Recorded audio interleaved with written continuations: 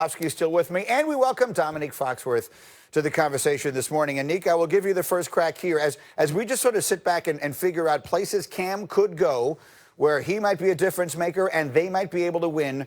What jumps to your mind?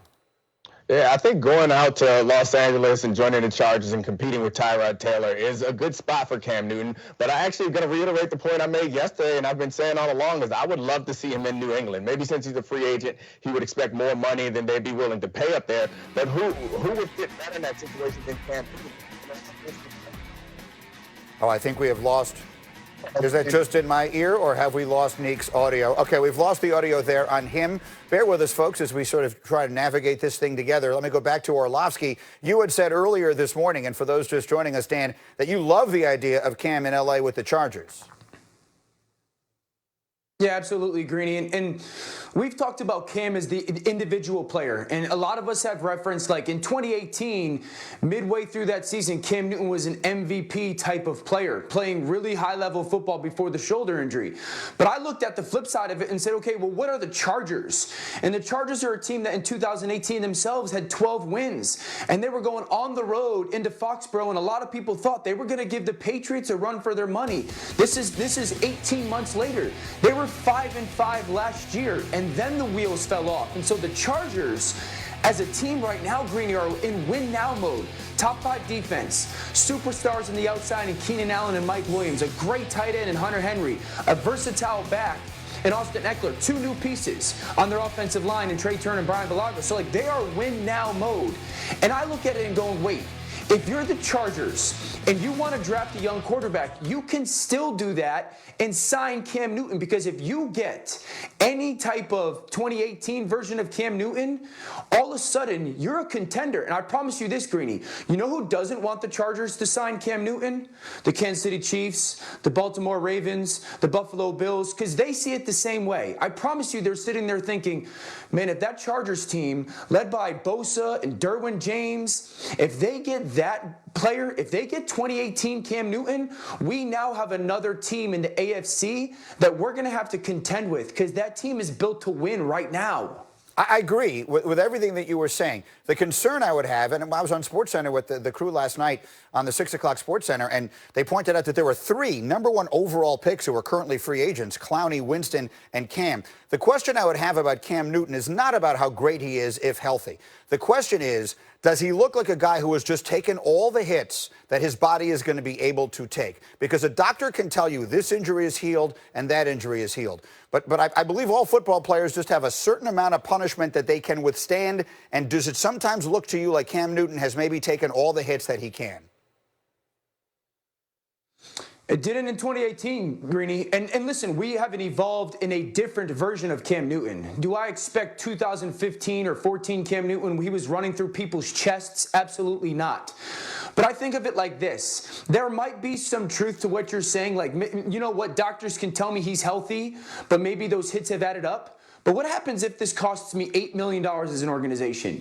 You mean to tell me that the Chargers can sit there and say, yes, we think that Tyrod Taylor is going to be a greater version than potentially what we can get for Cam Newton? Like, think of that. Think of the potential return on your investment as an organization that you could potentially hit. And so I don't expect Cam Newton to be the runaround Superman player that we saw of the past. But what happens if we get 85 or 90% of that Cam Newton? Then we're talking about a problem for the rest of that conference, and that's a big, big deal. And so I don't see a watered-down Cam Newton when it comes to his competitiveness or his toughness. No, I agree. And look, if he is anywhere close to what he's been at his apex, then he was by far the second most intriguing quarterback available this offseason after Brady. He's better than Tannehill. He's better than Teddy Bridgewater. He's better than any of the other, Jameis Winston. I mean, obviously, the question is the health, and the teams won't get a really good look at it. So that, I think, is going to wind up being one of the big sticking points here. Well, let's go to Tom Brady, because he was officially introduced yesterday as a member of the Tampa Bay Buccaneers. They had to do it over a conference call, and he was asked about why he chose Tampa and what his goals are moving forward. And here is what he said.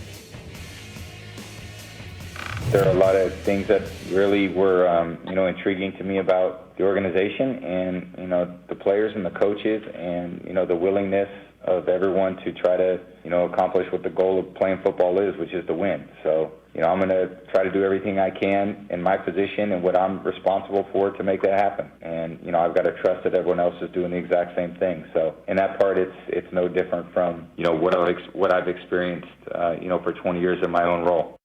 And so as we work to try and get Dominique back here, let's go back to a conversation, Dan, that we were just having a few moments ago with Damian Woody. And I will tell you why I am so sold on Brady to Tampa. It's because I've been listening to you. And the reality is coaching is incredibly important in pro football, more so than probably all the other professional sports combined. But it's not everything. At the end of the day, it does come down to players. And Brady has not had this caliber of offensive talent around him in a long time. So if he is any semblance of the quarterback physically that he was as recently as 2 years ago, you put him in the middle of that offense with the players he's surrounded by, and I don't think he should be worried about who he has to face. I think they should be worried about him.